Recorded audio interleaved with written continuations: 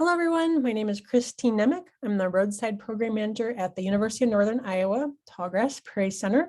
Today, I'm going to be talking about the history of the roadside programs in Iowa, an overview of what they're like today. Now, back in the 1920s, rural roads in Iowa were quite a bit different. At that time, they're extremely muddy, difficult to travel. It was very common for people to get stuck, have to be rescued. So as a result of that, in the 1920s, there was this big push to get funding from the state legislature to get Iowa out of the mud. That was the name of the campaign. Let's get Iowa out of the mud. The 1920s, 1930s, more and more rural roads were paved or developed so they were covered by dirt instead of mud. They were graded. This is a picture from the Iowa DOT Photo Archives. They have an online website that has a lot of interesting historical pictures. This is what the Iowa roads started to look like.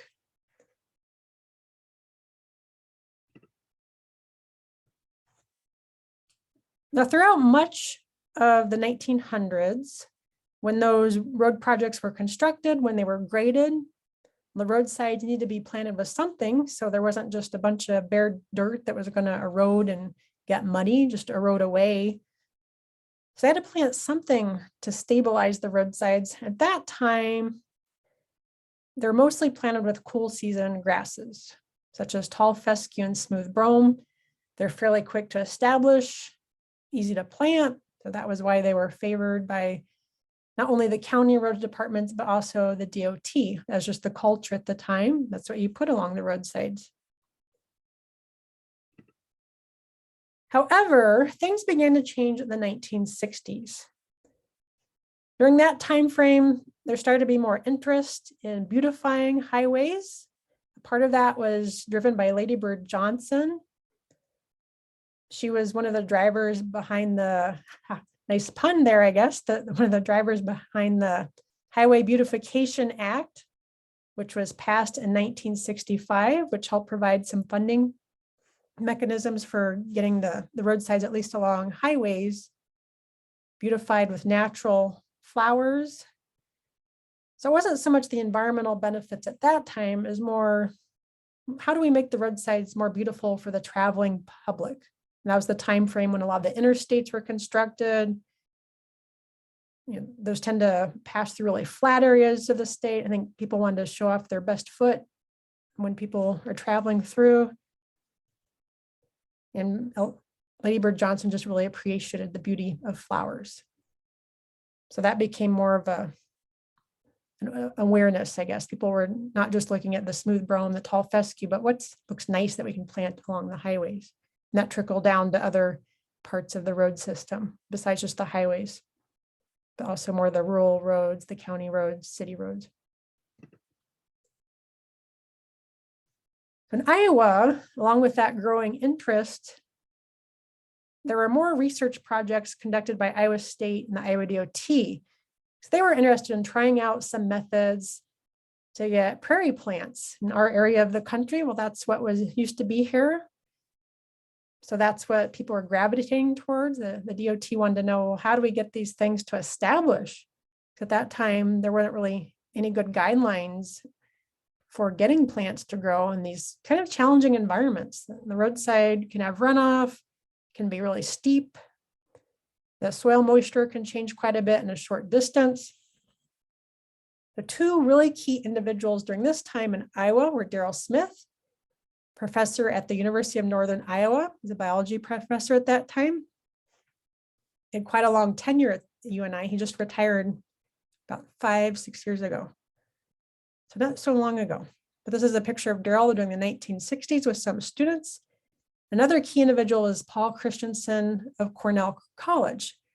So the two of them were conducting these little research plots or larger areas, just trying to figure out, how do you restore prairie, and especially how do you restore it on the roadside?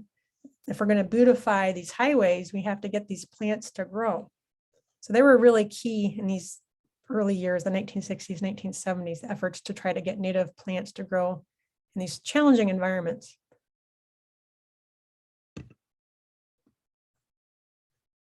In the 80s, there's also growing public concern about the loss of prairie throughout Iowa and elsewhere, and also groundwater quality. So in the late 80s, there were some studies that recommended changing how roadside ditches were cared for, or maybe their potential as a place to grow some of these prairie grasses that used to occur in Iowa. And also just concern about why are we spraying so many herbicides along the roadsides? We just spray and spray and spray to get rid of the weeds. But if there's prairie plants, they tend to be pretty good at resisting the weeds. So there'd be less need for all these herbicides, and that would improve water quality. So between these two areas of concern, the water quality and the prairie, the public was starting to get more involved, more concerned. And this resulted in some legislation being passed. This is pretty progressive legislation. It was called the Integrated Roadside Vegetation Management, part of the Iowa Code. So a group of 3 forward-looking Iowa legislators drafted this. And this code says it is declared to be in the general public welfare of Iowa and a highway purpose for the vegetation of Iowa's roadsides to be preserved, planted, and maintained to be safe, visually interesting, ecologically integrated, and useful for many purposes. Now, this is really special because it's a holistic ecological approach to legislation, which isn't that common. If you think of things like the Endangered Species Act, or there's water quality acts, there's air quality, but this is really holistic. There's not too many pieces of legislation that are ecologically minded. That's pretty unique. In that same time frame, there was legislation created by Iowa that created the Living Roadway Trust Fund. This was funded by REAP funds, which are Resource Enhancement and Protection Act funds from gaming receipts and license plate sales, a tax on utility easements, and a road use tax fund. And there's a formula to allocate this pot of money among state, county, and city entities that wanted to practice these ecological principles, these integrated principles of managing roadsides, of reducing spraying, using reduced mowing, more planting of native plants, this integrated approach. And this again was really unique. Still today, I don't know of any other state that has this pot of money that supports these different levels of government to have this integrated approach to roadside management. It's really unique and special what we have in Iowa. In the early years, there were some really key individuals that helped spread this among the counties. The legislation applied to different levels of highways, from the interstate to state highways to county roads. I'm most familiar with the county roads because that's who I serve, the county roadside vegetation managers across Iowa. It's voluntary, so not every county has a manager. It's always been voluntary at the county level. Now, in the early years, a really key roadside manager was Bill Haywood. He worked for Black Hawk County Conservation. His training was forestry, but he was also excited about the potential of prairie plants for roadsides and all the benefits, the ecological benefits they provided. He was a really charismatic individual. He'd go around and excitedly talk to different groups of people about the benefits. He was able to get more and more counties to agree to get a roadside manager, develop a program. And I also want to mention to him, because he was pretty involved for about 10 years in getting this program off the ground and getting more counties involved. But ultimately, he went back to forestry. That was his first love. He left to develop his own consulting business, forestry consulting business. And now he is retired from that, but he develops furniture from wood. You can still find him at art fairs throughout Iowa. He has a website called Natural Flats. And in his biography, he mentions he's planted 2 million tree seedlings across Iowa, which is really impressive. I thought it'd be appropriate to mention that since this is a collaboration with Trees Forever. So he's done a lot of good for trees within the state as well as prairie, which is really impressive. What a neat career.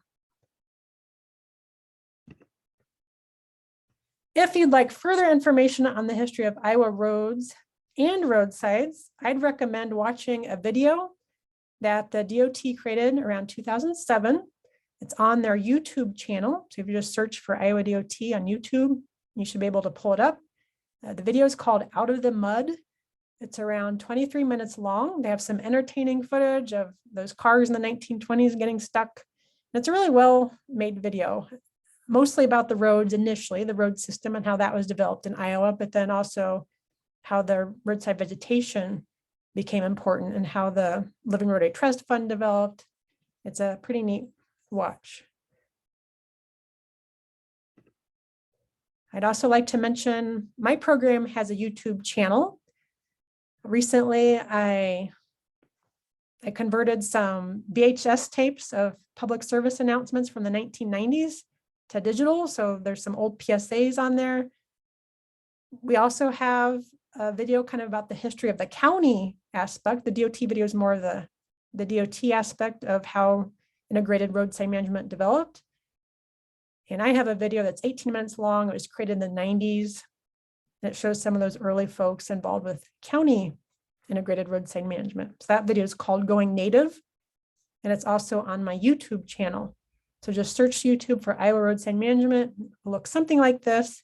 At the bottom, you'll see I also have a link to the Getting Out of the Mud or Out of the Mud video from Iowa DOT. So it's another place to find the video. These are kind of fun to peruse if you like to look at historical videos. So that brings us to today. This chart shows land use in Iowa. As of a few years ago, about 60% of public land is in roadsides. It's the dark green. So it's most of our public land in Iowa is in roadsides. That is considered public, followed by Iowa Department of Natural Resources, Iowa County Conservation, and federal public lands. And of those roadsides, around 730,000 acres are county roadsides, 240,000 are state. So most of the public roadsides in Iowa are county. So it's a tremendous amount of land that can be managed in an ecological way. This map shows all the gravel roads in Iowa. So this is a visual representation of how many roads. Not all county roads are gravel, but many are. Some are paved.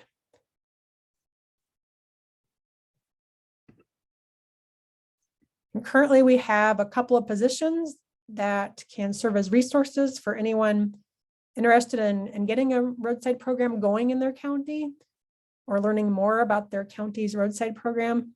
One is the Living Roadway Trust Fund Coordinator position, which is housed at the Iowa Department of Transportation. Currently, that's Tara Van Was. She's on the right in this picture. In the middle is Cody Unstad. He's an assistant to her. So he also helps out quite a bit with LRTF. And their supervisor is Shauna Godbold, who's the landscape architect at the DOT. She's on the left. So the coordinator's responsibilities are to administer these Living Roadway Trust Fund grants, which can be for equipment or roadside vegetation inventories. Those are among the most common kinds of grants that people receive. It can also be for research. There's still research that goes on by some of the universities to figure out the best methods for creating well-established prairie plantings along roadsides. She maintains the technical advisory committee, which helps review those grants and decide who gets funding. And she creates and implements requirements for integrated roadside vegetation management or IRVM plans. Cities or counties, or occasionally a state entity, can develop these. So you have to have one of these plans on file if you're going to apply for grants. And she also creates public outreach materials such as posters and publications, which helps the public learn more about native plants or the creatures that benefit from native plants, whether it's butterflies or moths. So those are the main aspects of her role. When a county is first interested in getting a program going, often she'll be one of the first people they contact because they'll need to learn, well, how do we create a plan? What goes into it? My position is another aspect of the program. I'm housed at the UNI Tallgrass Prairie Center. So my role complements Tara's role. So I can provide some different resources than she can. One is a federal highways grant that I get each year. I buy high quality local ecotype seed. I can provide that to counties or cities that request it to plant along their roadsides. I organize an annual fall conference. It's open to the public, in a winter meeting, which is more of a business meeting for the roadside managers. The fall conference is attended by largely roadside managers, some folks from the DOT, Trees Forever, companies that have products that would be of interest to roadside managers. We rotate that around the state because the roadside managers like to learn what each other are doing. So they like that variety so they can see what different counties are doing. I maintain a monthly e-newsletter and social media for the roadside managers and others to learn more about what we're doing at any given time. I recruit new counties and do orientations for new roadside managers. Trees Forever is more involved with recruiting cities. So cities can develop a plan and be eligible for grants. But this is a large job. So I mostly help support the counties, and Trees Forever helps with the cities. And I also conduct public outreach.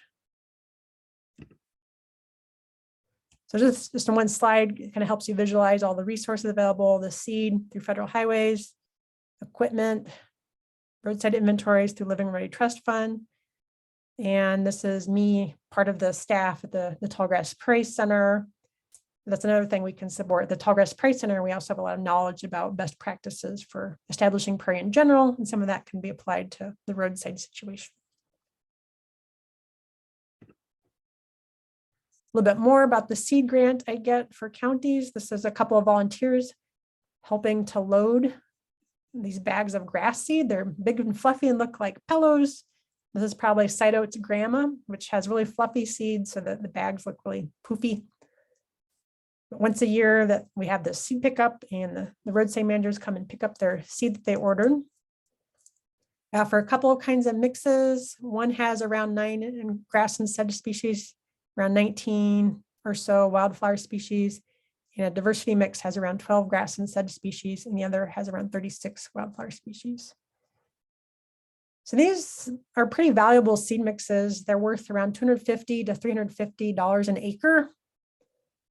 And each county gets at least 10 acres worth, so they leave with thousands of dollars worth of seed for their roadsides. This is a benefit we can provide to them. It's free to the counties. Not every county has requested free seed, but most have requested this really free, high quality seed at some point. When I say high quality, I'm talking about that local ecotype, which I've mentioned before. Most of the seed we provide originates from seed from prairie remnants that have never been plowed. So this is seed that has been adapted to Iowa growing conditions. It comes directly from prairie that's still here, that has that local genetics, that local heritage.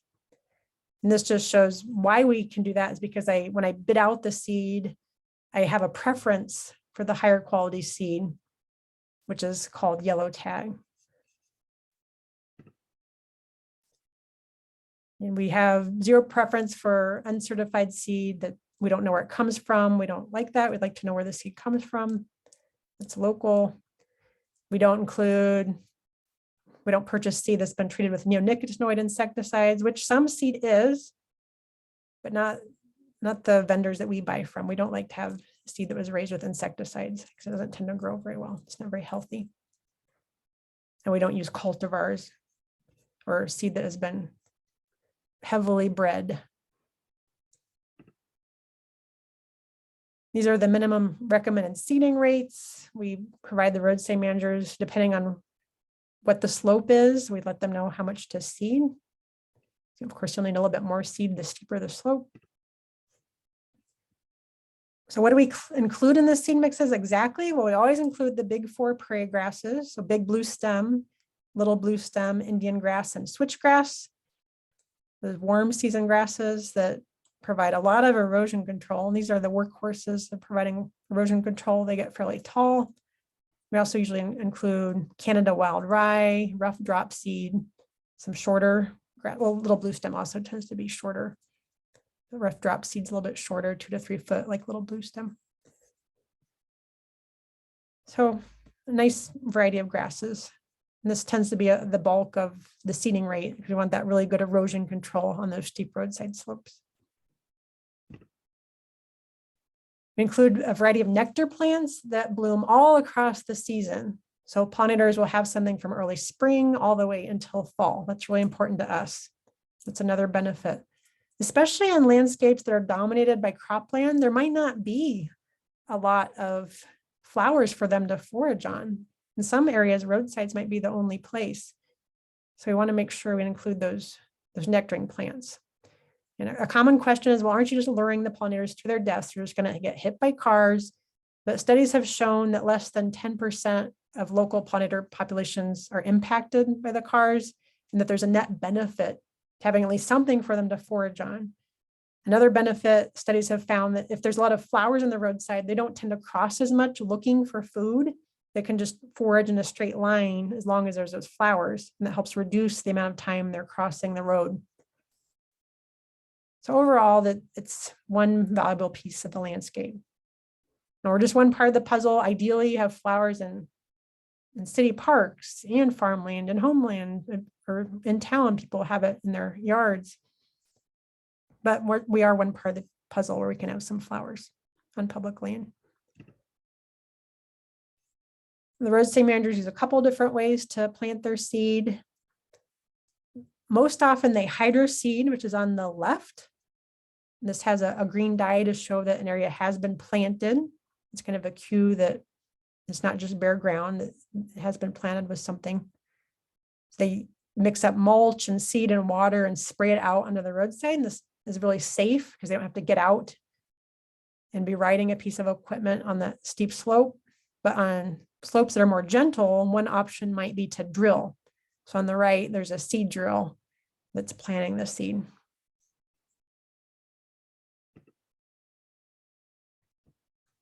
This is the most current map I have that shows which counties have done what as far as being involved with native roadside vegetation. So the counties in green have a roadside manager on staff. They have someone who's dedicated to managing the roadsides with the reduced mowing, reduced spraying, planting the natives. And currently we have around 47 counties that have a roadside manager on staff. The number indicates how many years since 1998 the county has received free seed through the federal highway grant. Finally, the little plant in the lower right of a county indicates they have an IRVM plan on file with the DOT. So that means they can apply for grants if they have a plan. So I believe there's a few counties that have their plan in by now. I just need to update it, but for the most part, this is accurate. So you can take a look at this map and see how involved your county has been. And the most involved counties might have a 23 or a 24. They've gotten seed pretty much every year since 1998. Some of these counties have had roadside managers right from the beginning, the late 80s, such as Story County, Lynn County. And others are fairly new, but they have excellent roadside managers who are really involved, such as Buena Vista County, Scott County, just off the top of my head. Mills County is our newest one. We just had someone who was a former Pheasants Forever biologist, Jason Anderson, is now the roadside manager for Mills County. So they're starting a program for the first time. But again, it's voluntary, so it's up to each county how involved they want to be. But most counties, 87, have gotten seed at least once. Many have gotten it multiple years. So now I'm going to go through a couple examples, how counties get involved. So I'll start out with Scott County. Around 2016, a woman named Sue Tate, who's a former resident of Scott County, she now lives in Virginia, contacted me because she said, I really care about pollinators. I'd love it if my home county had a program, because this would be really important in helping to benefit pollinators. So what I did was convene a meeting of around 15 to 20 environmental folks from the city of Davenport and other people within Scott County who were pretty involved with environmental issues. I invited the county engineer, John Bergstrom, and the county roadside manager from Johnson County, who's been a roadside manager around 16, 17 years at that point. So we had a meeting in Davenport, and the engineer was convinced. He said, well, this sounds like a great idea. This kind of illustrates how one key to getting a program going is to have a local ambassador who sees the value of having a roadside program. This is a picture of John Bergstrom, the engineer. He was on board with it. And we asked him, well, who do you think should talk to the board of supervisors about getting a program going? And he said, well, they'll probably listen to me more. So I'll talk to him. So we just gave him the relevant information. We gave him some slides, pictures, whatever he needed. So he spoke to the board of supervisors and made the case for the program. And it was successful. They agreed, this sounds like a good idea. I think something that was really key in Scott County was there's a lot of local support for getting it going, a lot of political support. One reason is they have a community there that at the time was creating an annual Quad Cities Pollinator Conference. So there's a lot of public interest in pollinators and how do we help them? So that really helped their program get off to a strong start. They even had individuals donate to cover some of the initial costs.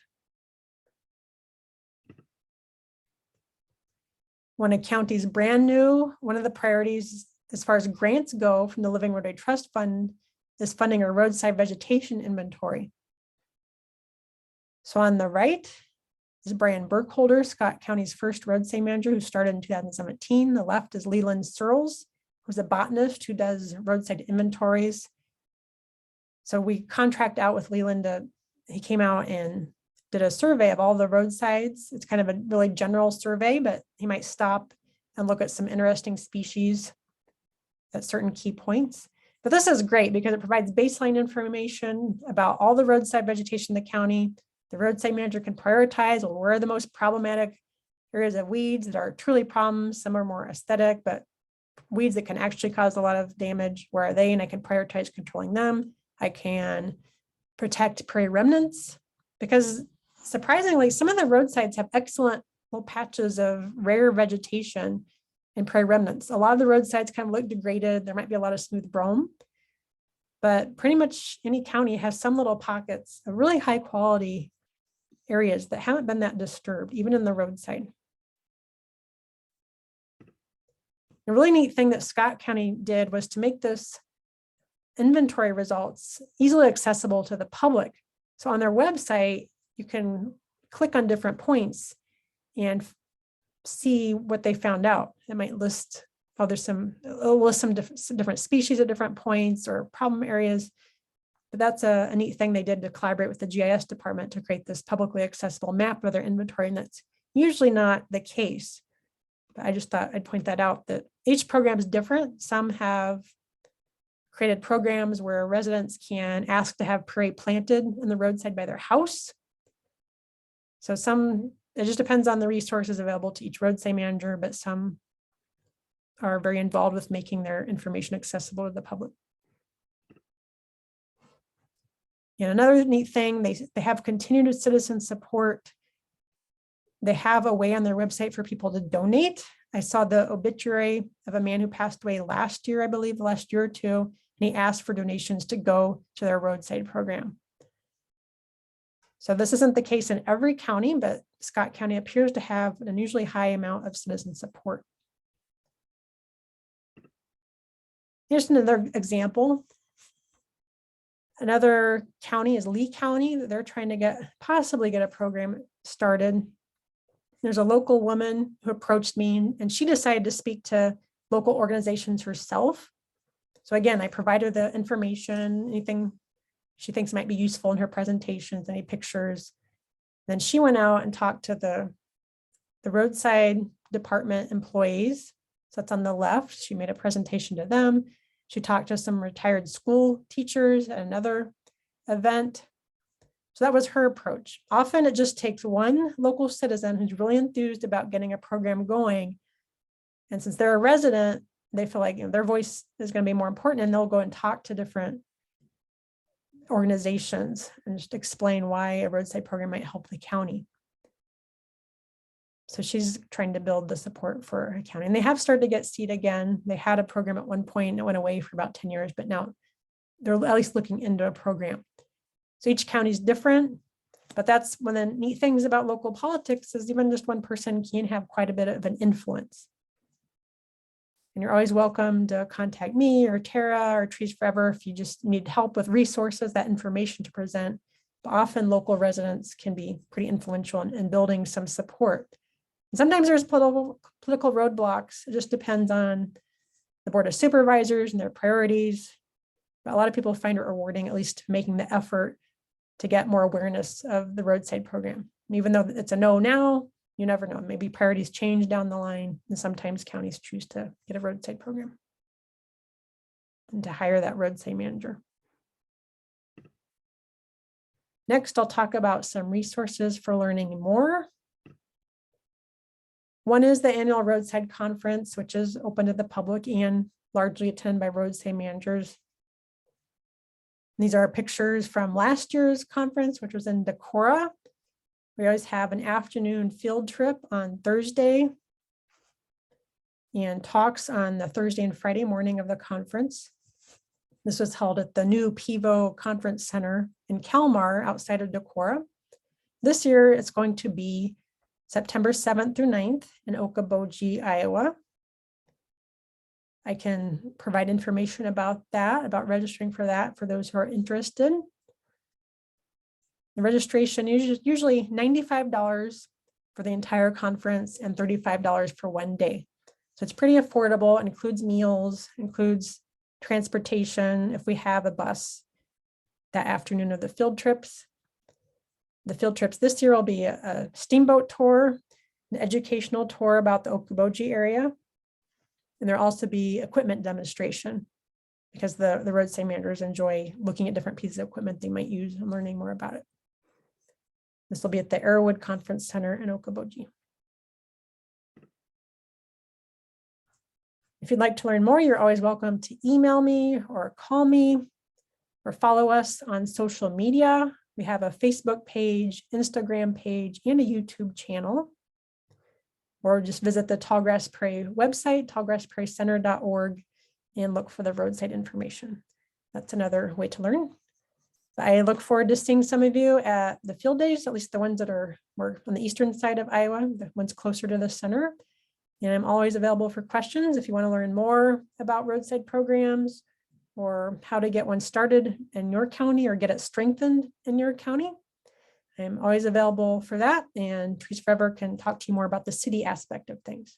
But thank you for your time, and I look forward to talking to you more later.